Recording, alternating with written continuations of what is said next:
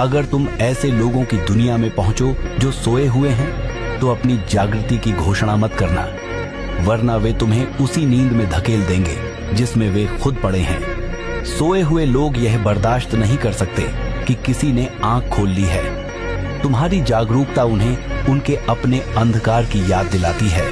इसीलिए इतिहास गवाह है, जो रोशनी लेकर आया उसे ही लौटा दिया गया, जो सच लेकर आया उसे ही चुप करा दिया गया, जो जागरण लेकर आया उसे ही निशाना बनाया गया।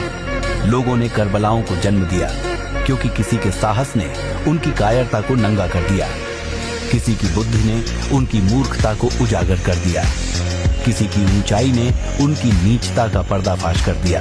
भीड़ कभी किसी ऊंचे इंसान को बर्दाश्त नहीं करती, क्योंकि उसकी ऊंचाई उन्हें उनके छोटेपन का एहसास कराती है।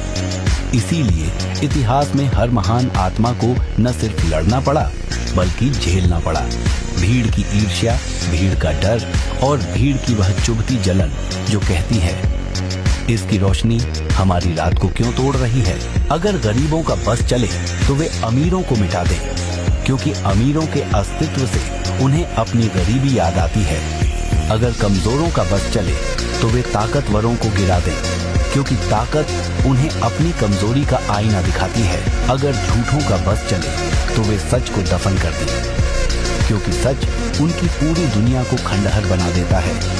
और अगर डरपोकों का बस चले तो वे वीरों को जिंदा नहीं छोड़ेंगे, क्योंकि वीरता उन्हें उनकी बुजदिली का सच दिखा देती है। दुनिया ऐसे ही चलती है। लोग उस इंसान को हटाना चाहते हैं जो उन्हें उनकी असलियत दिखा दे, जो उनके चेहरे से मुखौटे उतार दे, जो साबित कर दे कि दरअसल वे जितना सोचते थे उतने नहीं हैं। इसीलिए याद रखना, अगर तुम रोशनी लेकर चलोगे तो अंधकार तुम्हारा दुश्मन बन जाएगा।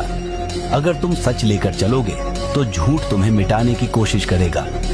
और अगर तुम जागरूक होकर चलोगे तो सोए हुए तुम्हें खतरनाक समझेंगे। पर जो भीतर से जाग जाता है वह जान लेता है, सच को स्वीकारना कठिन है, लेकिन सच को सहना उससे भी कठिन।